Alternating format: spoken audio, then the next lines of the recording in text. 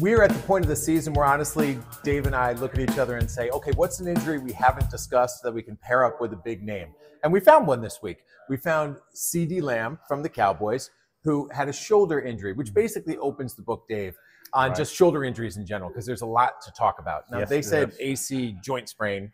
I don't know what I'm talking about. He does. So guide us through the various things that can happen to a shoulder. So I saw the injury occur. And so whenever you fall on your shoulder directly, there's several different things that can happen, right? So you can have an AC joint sprain, which is your acromioclavicular joint, so your clavicle right here. And it can usually happens right at this spot where it meets the end of your shoulder.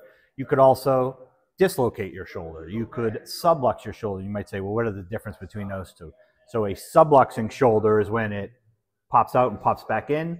A dislocating shoulder is when it pops out and it needs to be reduced usually under traction at an emergency room. So both very painful when it happens. I've seen people who live with it their whole life, like, oh, my shoulder pops out. Yes, not something, depending on your age. So we treat a lot of post-op shoulders. We treat a lot of adolescents that have congenital laxity or they've had an injury. What I would say is if your shoulder is popping a lot, it's not a great sign. You know, once or twice in your life, we can deal with. But if it's on a recurring basis, what happens is that popping, eventually you can wear down the surfaces of the joints, and these surfaces have smooth cartilage.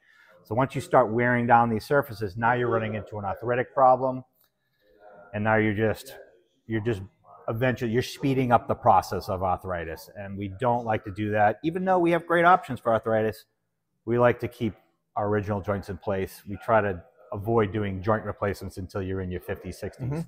But what does a person do if it does pop out consistently? If it's popping out more than once, you should get with a shoulder specialist or an orthopedic surgeon. You could start with a guy like me because I see it. We get a lot of walk-ins. You know, people, hey, I fell in my yard and my shoulder hurts. We get a lot of those, and usually I'll screen them out pretty quickly.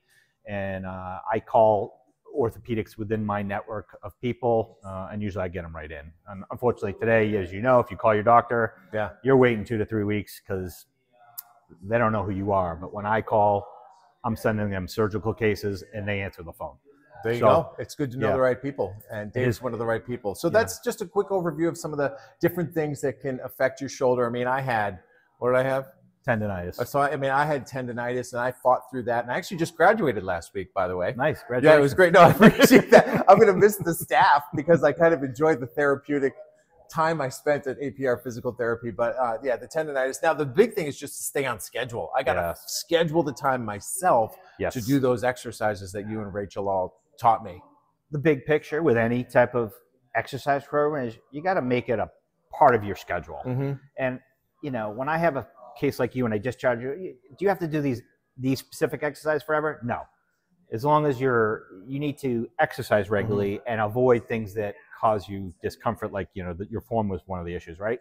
So you have to make exercise an appointment, just like you schedule your hair, you know, getting cut, or, you know, you go to the dentist. Exercise should be in your schedule. If you make it a priority and you get it done, you feel so much better about it. As we all know, right? We always feel better after we exercise. The worst part is getting to a place to do it. No workout's a bad workout. That's Dave Fleischman from APR Physical Therapy. Of course, you want to follow the journey on aprpt.com. There are 2 locations, one here in Foxborough, where we do this segment from every week, and of course, the location in Westwood, right in Islington on Washington Street. That's it. Believe it or not, 9 weeks in the book. We'll be back for week 10 next week.